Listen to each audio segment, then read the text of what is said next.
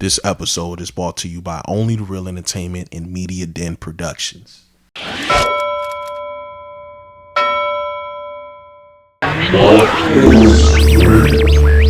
place is real, isn't it? What's going on, y'all? This is Real Spill, where we spill the real, and I tell you how I feel. Cam, what it is, boy? Just chilling. About to take a sip of this Cutwater you got for me right now. Hey. You got me drinking Cutwater right now? Yeah. Before a pod? Yeah. I've never drank Cutwater before, as you know. Yup. So I'm going to take that sip. Yup. But you said that it tastes like beer, wine, and lick put together? Yeah. I don't even know if that's a good thing or not. Hey, pause. Taste it and figure it out. Pause. I'm trying to you know what? Yeah, let's just pause that just in case. I really want to know if Cutwater is the next like CIA experiment on us. Nah. You know what it is right now? Because the one before that was what? For Locos? Yeah, possibly. I feel like it was, bro, Pete. It was like Hennessy, remember the Henny wave? Anything is possible. Yeah. And then nigga moved on to that Don Reposado. That's what the wave is right now. And then you had the Ciroc wave. You feel me? Well, Henny has always been a staple in the black community. Unfortunately, I fucking hate Hennessy. You know what I'm saying? I've grown to hate Hennessy too late these days. Yeah, I'm straight off of Hennessy. Like now, I'm more of like an old fashioned guy. Like I drink a lot of old fashions. Yeah. And then, you know, if I do drink any other whiskey or anything like that, then it probably would be with something just a little bit more. Like, I just don't. Henny, for some reason, it just. Battery. Tastes like battery. Would you say that? Yeah. I'd rather drink me some goddamn Bacardi Gold, man. Bacardi Gold, me and Aaron was on that heavy back in the day, goddamn me. Yeah. Yeah. Bacardi Gold? Yeah. Bruh. I haven't drank Bacardi in a very, very, very long time. Yeah, man. Shit, that bit was like, what, $8? Big ass bottle. Yeah, we would just sit around, talk about shit, talk about life, and in came multiple ideas. Even albums came from the bottle of Bacardi Gold. You feel me? So, shout out to that. Bruh. Well, I guess. I guess. Let's start it off. We got to start it off with your team. It's happened. It finally happened. Look at you. Look at that smile on your face. Look at the smile on your face. All right. Let's go ahead and start. Giannis Antetokounmpo is finally in a Heat jersey along with Bobby Portis, but the big name, obviously, is Giannis Antetokounmpo. The Milwaukee Bucks are trading, have now at this point, Giannis and Bobby Portis to the Miami Heat for Tyler Hero, Khalil Ware, Jaime Jaquez Jr., KJ, 3 first-round picks, which was the 13th pick that you guys used in the NBA draft. 1 pick swap, and 1 second rounder. Yup. How you feeling? Amazing. Like second, third seed, amazing. Like reinvigorated fandom, amazing. Like ready to take on the world, amazing. Like looking at the Celtics like, what's up? When you gonna trade Jaylen Brown so we can get back on y'all next type shit. Looking at James Dolan not about to pay his players and forcing them to go to the White House type shit. Looking at Detroit with no second shot creator not named Kate Cunningham and having Jalen Duren on their team type shit. Looking at a Charlotte Hornets with no LaMelo Ball. We're gonna get to that later type shit. What else? We want me to go down the road? Atlanta? You got Wiggs? What else? CJ? What else? That's how I'm feeling. Second, third seed type vibe. You heard it here first. You see the bottom of my shoe? That's gonna be on you niggas' necks. Stamp it. It's right here on camera. Make me stand on it. Yeah, that's how I'm feeling. Second or third seed. All these talks. All you niggas talk about some. I don't think Miami has it figured out, bro. We got the skeleton of the team, and I'm talking like this. Imagine when we fill out. Pause. You niggas is done for. You heard me. You heard it here first. So they jump from 10 to 2 10 to 3 2 or 3. Break that down. How does that even work out? Because a lot of people's talking about they don't see it. Okay. I don't see none of you niggas that's gonna stop it. Cleveland, what up? What you doing over there? Am I afraid of Cleveland? Hell no. That front court is lunch. Chicago, I love Caleb Wilson. Shout out to Caleb Wilson. Y'all ain't ready yet. We can go down the conference. Brooklyn Nets with 85 picks and Danny Wolf and MPJ. I'm supposed to be scared of that. We could go down the East if you want to. Second or third. That's how I'm feeling. Yeah? Yeah. So, because you feeling second or third, that means championship bound. If niggas don't, we just watched the New York Knicks win the championship, and they was what, the third seed? Yes. If niggas don't get their shit together, 1,000%. Yeah. Eastern Conference Finals at the minimum is what I'm expecting. At the minimum. So you feeling really like chestish right now? Like you really great. I feel great. Interesting. What do they say about not being able to get shooters? Like, what do you think about that? Impossible. How so? Tax free in Miami. And? Nigga, that's it. These niggas said and. Yeah. Hey, listen, hold on, wait. It's a lot of you NBA players getting towed up from the back by taxes. All you Cali players with the game taxes and taxes for looking at a bad bit too long, come on over here. What's up? Colin Sexton. He been playing in Utah and in Cleveland. No disrespect to those cities, but these places are obscure compared to Miami. What's up? Anthony Simons, what's up? Tim Hardaway Jr., your pops played down here. What's up? It's gonna be nothing to get shooters. It's Miami. The locale matters. So you're absolutely positive you're gonna get shooters. Yup. Turn this team into a championship team from the 10th seed. And if we don't get shooters from the free agent, I guarantee we'll spawn one. Just like we spawned Gabe Wilson, just like we spawned Max Strus, just like we spawned Duncan Robinson. We'll find one. How are you feeling about the draft picks that you guys made? Because you only made pretty good one pick, right? One pick, yeah, and like a few undrafted free agent signings. Fact check me, but yeah, man, I'm feeling good. The shooter that we got in the second round, Reggie Conwell, I believe his name is Ryan Conwell, I think. Ryan Conwell. I said Reggie. My fault. But man, he look like he got a clip on him. You feel me? We're not asking. I think that's his name, much. Right? Yeah, Conwell is his last name, if I'm not mistaken, bro. Second round pick. Did I say his name right? Ryan Conwell. Ryan. Okay, my fault. Ryan Conwell. No, yeah, we said it. We said it right. Ryan Conwell. But yeah, man, I feel like he's a nice piece. I feel like he can shoot the pill. We just need you to sit down for about 10 minutes, 15 minutes on defense and provide us elite shooting. But he's like 6'2", ain't it? But that matter. I mean, so was Gabe Vincent, and he started. Yeah, but you're not gonna have Ryan Conwell at the one though. No, he'll be at the one off the bench. Yeah, you would. You think so? Yeah. You don't think that Miami would get a ball handler off the bench that you wouldn't need? Maybe Ryan Conwell. Maybe Colin Sexton. I really would want Colin Sexton because he plays both sides of the basketball. Where is Colin Sexton right now? He's an unrestricted free agent. I looked it up. I'm glad you asked. Who was he playing with? Chicago, if I'm not mistaken. He got traded over to Chicago from Charlotte, right? From Kobe White, I believe. You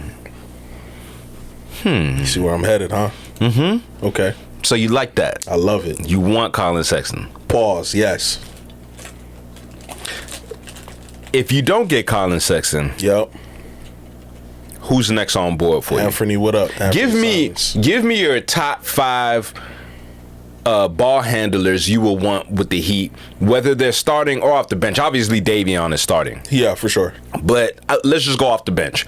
Top 5. I don't know if there's 5, but boom. I'll go Colin Sexton. I would go Anthony Simons. I would go Tim Hardaway Jr. I believe he's a free agent. That would probably be my 3. I would have to look at the list again and get a full 5. But those are the 3 that I'm looking at. Like, I think we could do something. Even if they aren't free agents.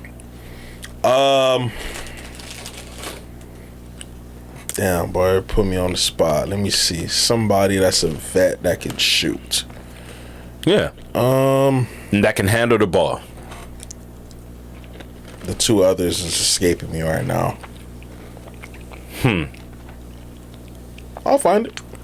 We'll find it. Okay. Well, with the Giannis trade happening, obviously we already know that there was a bidding war between the Heat and Boston. Yep. And ever since that happened, reports saying that JB feel away. Whether he does or not, I mean, that's a whole nother thing.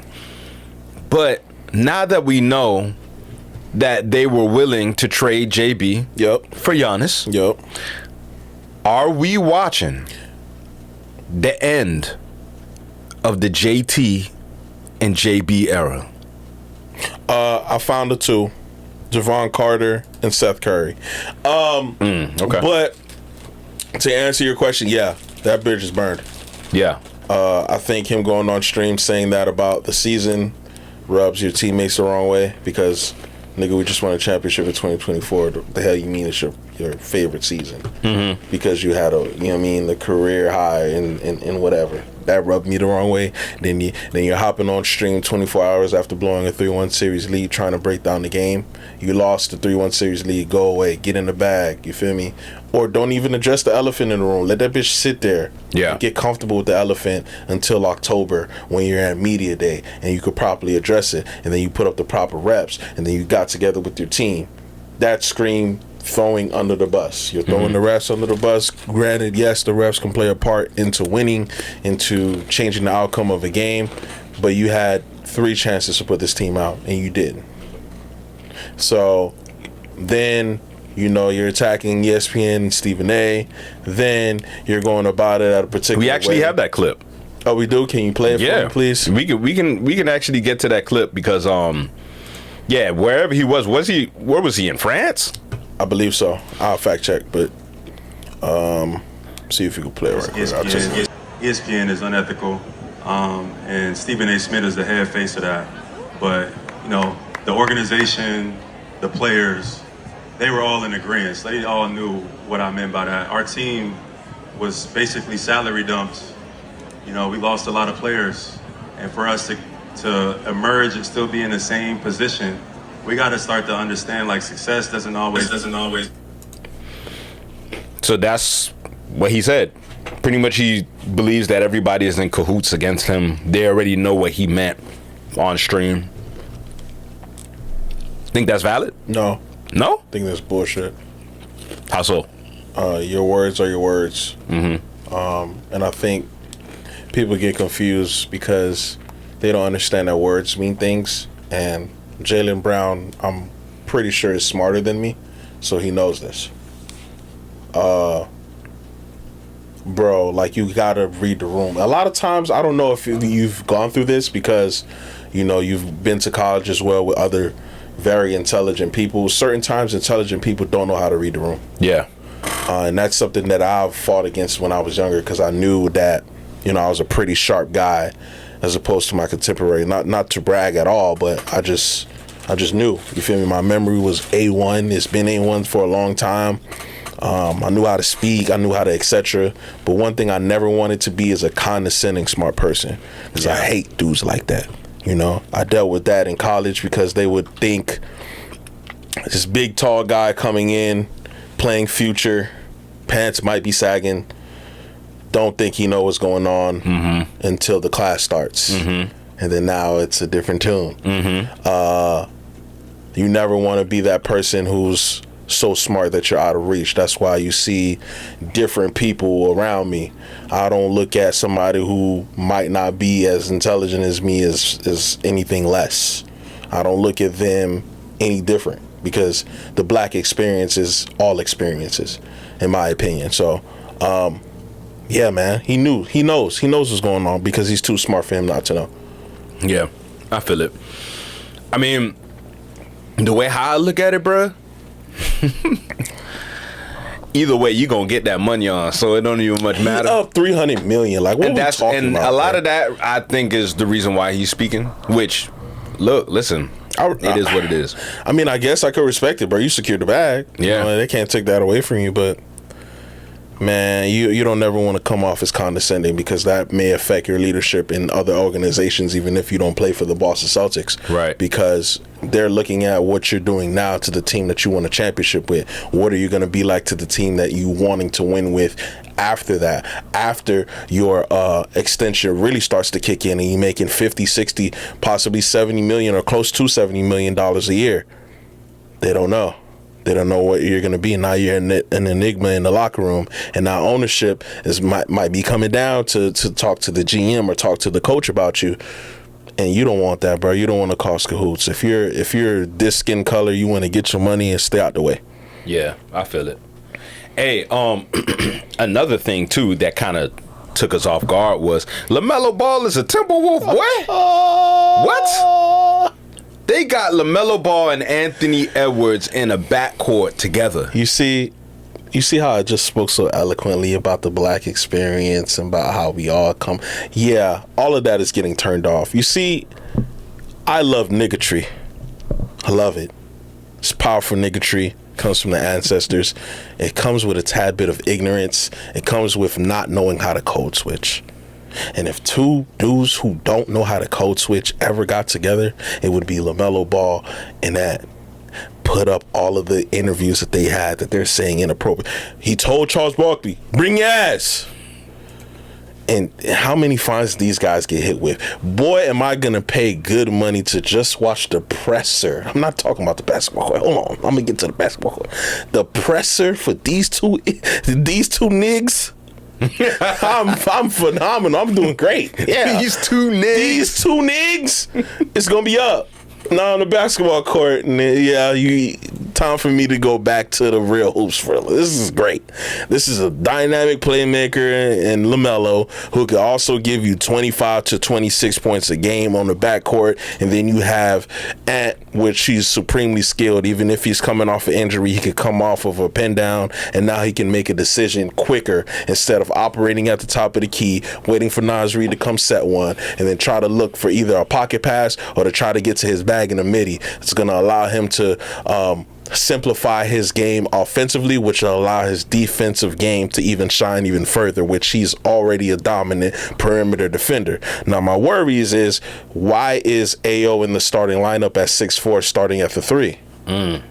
That is a huge concern. You need to get larger. Pause. Are you making LaMelo guard threes? I don't think he can do it efficiently enough to cover his deficiencies defensively. Now, again, that trade-off is you now move Jaden McDaniels at the 4, and he's been a great shooter. He's vastly improved from when he came into the league, which is going to open up spots. Is he a knockdown shooter like Naz Reid? No, but I think he can put down the ball to get to the paint similarly.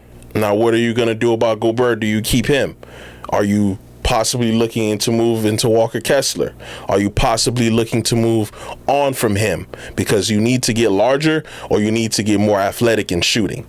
So you need to pick a struggle if you're the Timberwolves, and that's only my main concern because DiVincenzo isn't coming back next year, right? He got hurt in the second round. So now you go to the bench, you have TSJ and who else? Mike Conley? You know what I mean? So you need to get larger. You need a tad bit more talent, but they're right there. They're knocking on the door. That's a great move. Well, Hornets fans is not happy about it. They are not happy about it. They are quite literally crashing out. There's quite a few people actually expressing their concerns. Here's one. The Hornets, that's like y'all traded Michael Jordan out to Chicago Bulls. Huh? Already traded Kobe Bryant.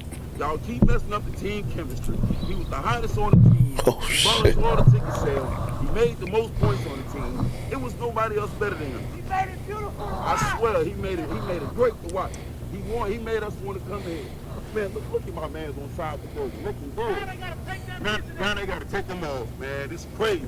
Why would y'all trade LaMelo? Bring back LaMelo, reverse the trade. Tell him reverse the trade.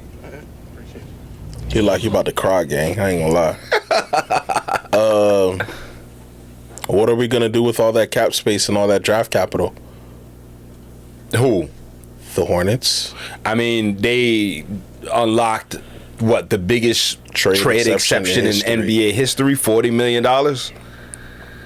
And they already got 2 guards that are promising anyway, and T-Man and Kobe White. I mean, you're pretty to high. pair with Khan and Brandon Miller. Yeah. And now Nas Reed, who's already won a 6th Man of the Year, who I think could give them 18 to 20 a night. I think he's that good at basketball. Yes. I don't understand it. They got more dynamic at the front court. Plus, obviously, they have Grant Williams. Losing Josh Green does hurt a little bit, but I think that they can replace somebody for Josh Green. You know what I'm saying? That can actually defend. I think they're in an interesting spot. I think they'll be okay. Yeah. Right. I think they're losing it a little bit much because I understand what they mean from a box office standpoint. You're not leaving your home to go watch Khan Knipple shoot threes. Maybe you're watching Miles Bridges dunk the ball, but is he going to be able to dunk it as efficiently without a dynamic playmaker such as LaMelo Ball? I don't know that. I think Kobe White is a very good guard. I don't think he is as good as LaMelo, but it's not a huge drop off. You know what I mean? He could give you 18 a night. He's just not the playmaker that LaMelo is. So we'll see how that goes. I don't think Khan goes through much of a sophomore slump. I think his ability to shoot offsets a lot of things. Brandon Miller could get to it off the dribble. You got Nas Reed. I think they still got Devontae. I might be messing up his name. The center from last year that got into it with Jalen Duren. I think they still have him. Yes. They'll be fine off the bench as well, bro. They might make a couple more moves, bro. They'll be fine, bro. I'm not too worried about Charlotte. Yeah. Plus, I mean, with $40 million, I mean, you can, if you build it, they will come. And Charlotte is a bad city. Yeah, and bros, I mean, listen, I get it, the flair of it, but also, I mean, you gonna buy a ticket if they winning though, right? Mm-hmm. So if they winning, you better believe it. Hey, the Dubs bring them in. Yeah. You know what I mean? If you winning, then hey, you better believe it. You'll fill up some seats. That's a fact. There'll be some people in there clapping in the stands. That's a fact. You know what I'm saying? I mean, I get it, right? Because LaMelo's homegrown, right? They got LaMelo from when he was a baby at 19 to now he's a grown man with infinite tattoos and shit like that. So, I mean, they feel away, but I think they're in a good spot, especially getting all that draft capital that they received. Yeah, I feel it. Hey, just transitioning in the streets, Foolio's killers got convicted. Oh, yeah. For the murder of him and got sentenced to life without the possibility of parole in the Florida Department of Corrections. Yeah. They had a few closing statements before they went off to, go do their time. And they had, a few speeches, but there was one specific one. His name is Isaiah Chance. He had a little speech to give. And I just want to know your opinion on this right here. Play it for me right quick. Yeah, I got you, because we need to know. Let's see. It ain't worth it, boy. Like, it ain't worth it. Like, me being a rapper from my city and Foolio being a rapper from our city, it ain't worth it. Like, my mouth getting dry, sorry. Like, the dissing, the beefing, the shooting, like, for what? Like, for what? Like, when you sitting in your cell alone, cold, it's lonely as hell in that bed. Everybody leave you. Like, nobody here for you. Like, the ones that's your ride or die, your girlfriends, whoever you love, the only person there for you is your mother, and maybe like one friend, maybe, but it ain't worth it though, bro. It ain't worth it. I was 21 years old facing the death penalty. I never ever, my only interactions with law enforcement was traffic tickets. Wake up next morning, I'm facing the death penalty. That's how quick life can change. It ain't worth it, bro. What you think about that? Hard, bro. I fully got the Cutwater in me, so let's get to the shits. First off, there comes a time, and I think it's kind of delayed for some people, where you sit and you think that the streets is an MLM. It's meant for the guys at the bottom to take all of the risk and the people who are at the top to take none. And I thought about this right around middle school. And I'm like, yeah, I'm straight. I almost failed the 6th grade. That's what nobody don't know. I almost failed the 6th grade. I was bullshitting around. I was doing whatever. Tightened up the rest of middle school, straightened it. And by the time that we met in high school, I already was, you feel me? Mm-hmm. I was already on my P's and Q's, graduated with a 3.5 by the grace of God. It didn't make sense. It's rooted in the MLM scam, and no disrespect to people's background, but it's almost, dare I say, homosexual. You're doing these things, committing these crimes to please other men, right? Like you get the girls, but the girls, like you said, like he said in that video, that they leave as soon as you about to get that life sentence, though. As soon as you about to face 20 or 25, and all you got is your moms. And the niggas who sent you on the drill ain't nowhere to be found. They ain't putting money on your books. They ain't doing nothing but having fun and continuing their lives as if you never existed. And it's not until he sat in that cell and saw it.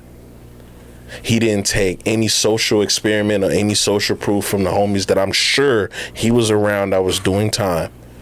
He didn't ask them, hey, bro, what's up, bro? Nah, he just wanted to impress other men. And that's why having a father at home is uber important. Oh, God. I physically watch my father come home every single day from work, pay the bills, made sure that I was never hungry. As you can tell, I'm a big boy. I eat. He made sure I was never hungry. And that was more gangster than any drill that you niggas could do. To me. So I'm happy that the next generation, my generation per se, is more involved. There's less mass incarceration for us. We're getting more money than we've ever have, and the black man is more in the home than any other ethnicity, and I'm proud about it. Because we need to stop this from happening. We need to stop the Isaiah chances from happening. And don't wait till you get in that cell, homie. Ain't nothing wrong with being a provider, going to get a trade, going to get an occupational license, going to get a college degree, going to open up a business. That's more gangster than anything you niggas could ever do. Being a father is the most gangster shit you could ever do. And I want y'all to know that before y'all sit in that cell. So shout out to Isaiah Chance. My heart goes out to him. I hope he gets to nurture and talk to the youth about his current situation while his time here is on earth as a prisoner of the state of Florida. I'll let you be a cautionary tale at this point. God bless you and your family, brother. I'm happy you got on the stand and said it. We need more Isaiah Chances and less Isaiah Chances, I should say. By the time that you get into that cell, we want to prevent that. So, hearts goes out to him and his family. Oh, God. Oh, God. And let's close it out with this, because this is another one, a Pooh Shiesty update. Oh, yeah, we got one? Yeah, we got a Pooh Shiesty update. So, what's up? There's a lot going on with this case right now, right? Okay. Gucci Mane's security guard. The cop? I guess so, yeah. Okay. Wrote a letter to the judge pleading for Pooh Shiesty to stay in jail. He says he fears for his life, fears for his family's lives, believes that if they do let him out on bond, then he will find them. Right? You can actually see it in the notes. Okay, let's take a look at this. What you just said to me, nigga? Yeah, man. I'm telling you. All right, I got it up now. We got to know. You want me to read it? Yeah, go ahead and read it. Dear Judge, this is CW, a victim and survivor from the incident that occurred on January 10th, 2026. First, I want to thank you for giving me the opportunity to provide my statement and response regarding the decision at hand concerning the bonds for Lontrell Williams Jr., a.k.a. Pooh Shiesty. I respectfully ask that Mr. Williams remain remanded with no bond due to the safety concerns of myself and my family. Mr. Williams was aware that I am a vested, he is. I am a vested retired police officer, and that knowledge did not stop him from committing these actions. Because of this, I'm deeply concerned about what he may attempt if he is released. Out of all the victims in this case, I'm the only one who lives in Texas, and I'm extremely fearful of his ability to reach me and my family if he is granted bond. His actions show a disregard for the safety and well-being of others. These alleged crimes were committed while he was already under government monitored release, facts, which raises serious concerns for me about what would prevent him from causing further harm if given another opportunity. Prior to this incident, Mr. Williams was given a second chance. It was granted with bail / bond with monitoring conditions. Despite those conditions, I was once again accused of committing another crime, that resulted in a person being shot. My wife and I are both afraid of what his mindset may be if he is released. Since the incident, I found myself consistently watching vehicles passing by my home. Wow.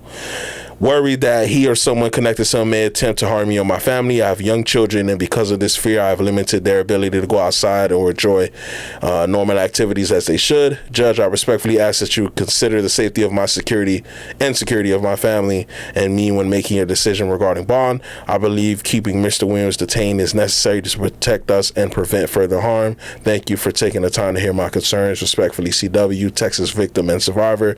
Incident date, January 10th of 2026. So it sounds pretty eloquent enough to keep him in jail, huh?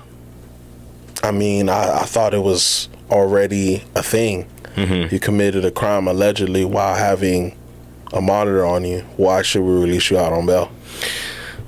I mean,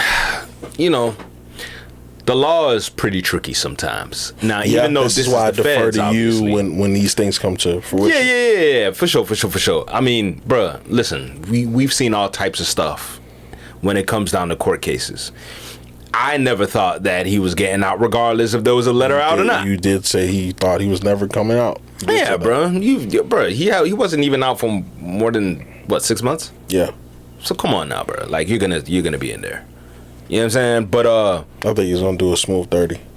But with that, when you're looking at something like that, like a letter like that, do you think? Because I mean, this is still getting put on Gucci's shoulders for some reason. I guess because it's his security guard or whatever the case may be. But do you think it should? And if it is, do you think that this is something that's just gonna push him to the stand? Like at that point, like. Push the retired police officer to the stand? No, push Gucci to the stand. Yeah, but I mean, at the end of the day, it's up to him. You know what I mean? Mm-hmm. Man, if you're gonna fully embrace being a businessman, then be that. You can't be afraid to go on the stand. Yeah. At that particular point in time, because as it stands right now, while we're recording this, Gucci makes all the money from Pooh Shiesty right now. Yeah. While he's in jail. And I'm 1000% certain that at first they out spiked when the news popped because niggas like messy shit. Mm-hmm. I mean, that shouldn't be on the shoulders of Gucci. Yeah. He said in the statement, this is a retired police officer and I am fearful for my life. Gucci didn't write that. Gucci is somebody who probably has more leeway than a retired police officer because he lives in a certain area where it may be difficult for you to get in, where it may be in a gated community. It may not be the same thing that's affordable to that police officer and his family. So, I mean, that shouldn't be on the shoulders of Gucci, right? They have already tried to slander Gucci, not tried to, they already slandered Gucci to hell. They have already said, oh, you this, you that. I mean, at this point, he has nothing to lose. Gucci's career is Gucci's career at this particular point in time. Like, who cares, right? Like, they unscrewed his earrings. They took his fucking wedding band. You know what I mean? Like, what do you want him to do? Like, go full John Wick on niggas? Yeah. When he's outgunned? You know what I mean? Like we could have a conversation about how he went about like the situation. If you really that, then you know what's up. Then you know to always be on your P's because you can always be got. If you're claiming to be from that, if you're still operating from that particular area. But bruh, like he 40 something, he about to be 50. You know what I mean? Like we want him to be gangster in a retirement home, right? So that's just some things that I don't get, that I don't speak to because I'm not from that. I stayed on the sidewalk and made sure to be as attentive as possible. But there's certain things I can't even really speak on. You know what I mean? So I don't think it should be on Gucci, but I'm just a guy with a pot. To say all that, appreciate y'all for tapping in. Episode, we got another one in. Appreciate y'all. Y'all subscribe, like, and tap in with your boy. Yurt.